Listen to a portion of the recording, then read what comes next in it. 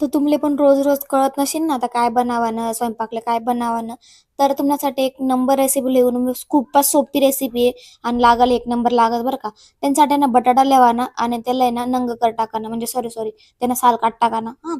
त्यानंतर त्याला ना लंबा लंबा कापाना, कारण छोटं छोटं मला आवडतं नाही सॉरी मजाक आहे, पण लंबा लंबा कापाना ठीक आहे.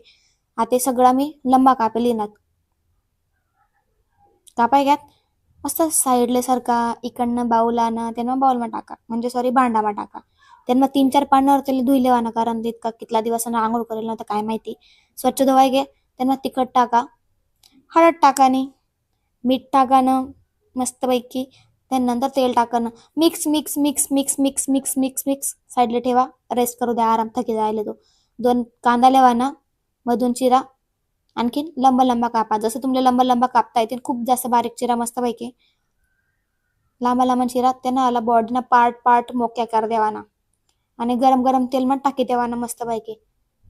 आणि जो पण त्या गोराना काय बनतं नाही तो पण तया ना गोराना काय वेगळ्यात मिक्सरना भांडामा टाका. त्यानंतर भिजेल काजू त्या टाकात मिनी, लसूण टाकात, अद्रक टाकानं,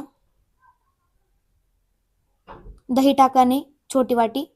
त्यानंतर दही लेवाना हा मसाला आपल्या पुढे लागणार आहे साईडला ठेवा. त्याच कढईमा तेल टाकीशीन, बटाटा टाका, कारण दुसरी कढई भराले मी भांडा घासाले रिकामी नाही मला कटा आहे. बटाटा छान शिजाडा ना, 70% शिजाडा. तेल थोडं जास्त टाका ना, कारण तेल महाग आहे म्हणून मी थोडंच टाकेले. त्याच बटाटा शिजिशीन होईनात त्यांना त्याच तेल जिरे टाका आणि टमाटरने प्युरी असं म्हणजे टमाटर दही लिहितात मी ते टाकी छान असं मी बटाटा आणि प्युरी ना चांगली मी शिजू दिली. त्यांना तिखट हळद आणि गरम मसाला आणि धना पावडर टाकीशीन मस्तपैकी फ्राय कर. मसाला छान शिजिशीन वय जो मसाला आपण आधी बनावा ना मस्त पेस्ट ते टाकाना छान तेल पण शिजू द्यावाना.